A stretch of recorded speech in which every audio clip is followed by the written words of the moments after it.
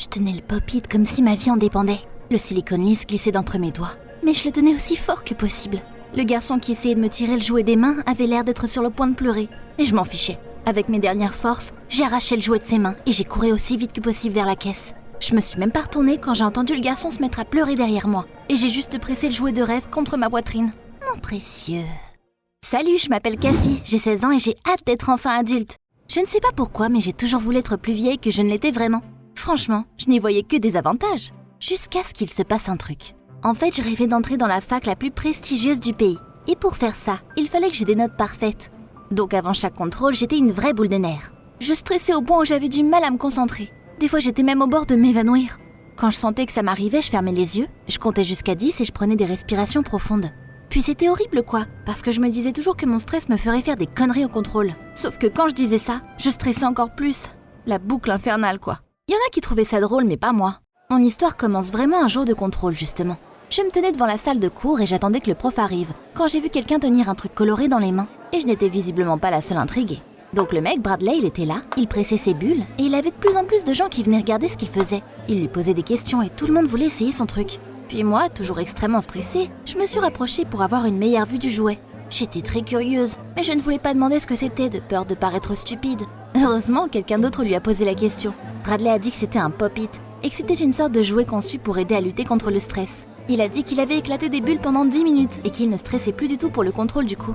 Je me suis dit, c'est des conneries, il a apporté un jouet pour gamin au lycée et il fait genre que ça l'aide. Je pensais que les autres auraient la même réaction que moi. Mais au contraire, tous les autres étaient en train d'admirer le pop-it. J'ai haussé les sourcils en regardant mes camarades de classe et je me suis éloignée d'eux. Je n'allais quand même pas m'abaisser à leur truc de gosse là. J'étais tout à fait capable de gérer mon stress toute seule, sans avoir besoin d'un jouet. Évidemment, j'ai eu la meilleure note au contrôle. Mais tu sais ce que je trouvais bizarre? Bradley avait presque une note aussi bonne que la mienne. Et ça alors qu'il n'a jamais été très bon. Quand je suis revenue au lycée le lendemain, Bradley n'était plus le seul à avoir un pop-it. Il y a quelqu'un d'autre qui a apporté un truc qui y ressemblait pas mal, et encore une fois, il y avait une foule autour de cette personne. T'aurais dû voir leurs yeux quand ils se mettaient en file indienne pour demander le droit de jouer avec. Et une fois de plus, je les ai regardés de haut. Mais c'était tellement viral comme truc. Une semaine plus tard, tout le monde avait son propre pop-it. Pendant les pauses, ils faisaient des échanges. Ceux qui n'avaient pas d'argent pour l'acheter apportaient plein de bonbons pour pouvoir les échanger contre un pop-it. On aurait bien dit que tout le monde au lycée était obsédé par ce jouet stupide. Plus les gens autour de moi s'y intéressaient, plus ça me saoulait. Qu'ils fassent des gosses avec leurs jouets là, moi je m'en fiche. Je n'avais pas besoin d'un jouet anti-stress, je pouvais parfaitement gérer mes nerfs, même si c'était de plus en plus dur. Je n'arrêtais pas de penser aux examens de fin d'année. J'avais l'impression que je passais mon temps à réviser, à prendre des formules et à m'entraîner. Quand je partais dormir, j'étais tellement stressée que je n'arrivais pas à m'endormir pendant des heures. Et même quand j'arrivais enfin à m'assoupir un peu, je faisais de la géométrie ou de l'histoire dans mes rêves. Bref, j'avais vraiment l'impression de perdre la tête. Un jour, j'étais assise dans la salle de cours et je me sentais incroyablement fatiguée avec un autre contrôle. Je m'étais couchée très tard la nuit d'avant parce que je révisais.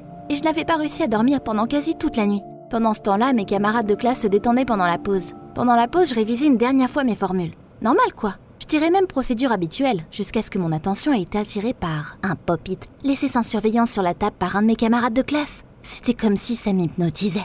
J'essayais de me forcer à lire mon manuel, mais c'était comme si mes yeux étaient deux amants attirés par le jouet. Je me souviens avoir serré les poings aussi fort que possible. Je me disais non Cassie, tu n'en as pas besoin, arrête. Mais le truc c'est que ça faisait un bail que je voulais tester ça en vrai. Mes camarades de classe étaient tellement fous de ça que je ne pouvais pas m'empêcher de vouloir en toucher un aussi. Mais déjà j'avais du mal à l'admettre à moi-même, donc je n'imagine même pas avouer ça à mes potes. Je pouvais plus m'en empêcher. Je me disais que c'était vraiment l'occasion de tester quoi. Donc j'ai bien regardé autour de moi. J'étais la seule en classe et la sonnerie ne sonnerait que dans 5 minutes. Je n'ai pas pu résister. J'ai soigneusement ramassé le pop-it, comme si j'avais peur qu'il me morde. Puis j'ai écrasé une bulle, puis une autre. Au début, ça ne faisait rien. Mais, avant de m'en rendre compte, je n'arrivais plus à m'arrêter. C'était tellement agréable au toucher. Quand j'appuyais sur les bulles, j'avais l'impression de me relâcher complètement. J'ai même pas vu la pause passer, j'avais tellement pas envie de lâcher le pop-it que c'est un miracle que j'ai pu le remettre avant que les autres viennent en cours. Et tu sais quoi? Tu ne le croirais jamais. Je n'ai jamais réussi un contrôle aussi facilement de ma vie. Je me sentais tellement confiante. Je me sentais parfaitement concentrée sur le contrôle. Je retrouvais les réponses sans aucun problème. Je réussissais toutes les questions et j'ai même fini 5 minutes plus tôt que d'habitude. Du coup, le pop-it là, ça marche vraiment? 5 minutes, c'est tout ce qu'il m'a fallu pour me sentir mieux. J'avais tellement honte le lendemain soir quand j'ai supplié ma mère de me donner un peu d'argent pour que je puisse aller au magasin. En vrai, j'étais pas à l'aise et je regardais partout autour de moi parce que j'avais peur qu'un de mes camarades de classe m'attrape en train de l'acheter. Mais personne ne m'a vu, heureusement. Je n'ai pas pu lâcher prise de toute la nuit. J'ai joué avec en lisant un livre, j'ai appuyé sur les bulles en mangeant mon dîner. Même dans la salle de bain, je me suis brossé les dents d'une main, alors qu'avec l'autre, j'étais en train d'éclater des bulles. C'était comme si j'avais perdu le contrôle de moi-même. J'ai dormi avec, évidemment. D'ailleurs, Pour la première fois depuis des mois, je me suis endormie presque immédiatement. Je me suis pas réveillée une seule fois pendant la nuit, j'ai dormi très paisiblement et le matin, je me sentais fraîchement et bien reposée. Magique! Le Pop-It m'a tellement aidé que j'ai décidé d'en acheter un autre. Je suis allée au magasin et j'ai acheté quelques autres couleurs. Puis je suis allée sur une boutique en ligne et là, je me suis carrément perdue. Il y avait vraiment tous les Pop-It que tu pouvais imaginer. En forme de tête de licorne, un personnage Among Us avec des paillettes, des énormes, des petits. Et j'avais vraiment besoin de tous les acheter. Quelques jours plus tard, ma chambre en était remplie. Par contre, à l'école, ça n'allait pas de ouf. Je voulais vraiment montrer ma collection à tout le monde, en parler avec mes camarades de classe, peut-être même en échanger certains. Mais je n'arrivais pas à surmonter ma fierté, donc j'ai continué à faire genre que c'était pour les enfants. Un jour, j'ai découvert qu'il y avait des Pop-It rares et chers en stock à un magasin pas loin de chez moi. Bien sûr, dès la fin des cours, j'ai couru là-bas pour aller m'en acheter. Mais le Pop-It que je voulais était déjà épuisé. Apparemment, je n'étais pas la seule à attendre cette collection.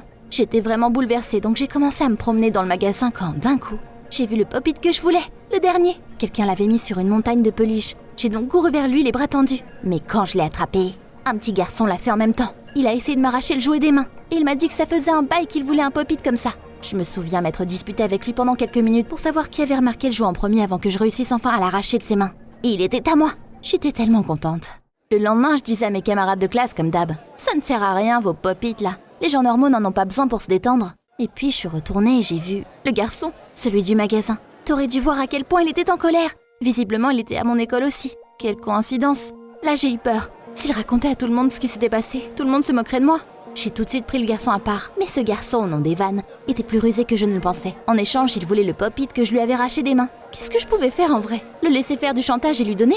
Pas question. Il ne l'obtiendrait pas aussi facilement. J'ai suggéré qu'on fasse un échange. On s'est donc retrouvés après les cours et on s'est mis autour d'une table. J'ai mis le Pop-It rare qu'Evan voulait tellement de mon côté de la table. Mais j'en rêvais depuis tellement longtemps que peu importe ce qu'Evan proposait, ça ne m'allait pas. Il m'a d'abord montré son Pop-It arc-en-ciel, puis d'autres qui faisaient de la lumière. Je lui ai dit que ce n'était pas assez. Puis, il a sorti des bonbons de son sac. Mais ça ne me suffisait toujours pas.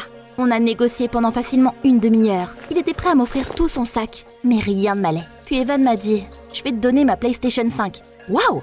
Alors ça, c'est une offre qui ne se refuse pas, évidemment. J'ai tout de suite accepté son offre. Je voulais vraiment pas donner mon Pop-It rare. Mais là, une console, ça en valait la peine. Une fois qu'on avait fait l'échange, j'ai installé la PS5 chez moi, téléchargé quelques jeux, mais je n'avais pas vraiment de temps pour passer du temps à jouer. Puis quelques jours plus tard, Evan est venu chez moi en larmes. Apparemment, il n'avait pas demandé la permission à ses parents avant de me donner la console. Quand ils avaient découvert pourquoi il avait échangé ce cadeau très cher, ils avaient été furieux bien sûr. J'aurais dû me douter que j'allais me faire avoir au final. C'est sûr que c'était stupide d'échanger un morceau de silicone contre une console, surtout aussi cher. Mais personne n'avait forcé Evan à le faire. C'était ma console maintenant. J'ai lutté avec ma conscience pendant quelques minutes avant d'abandonner finalement.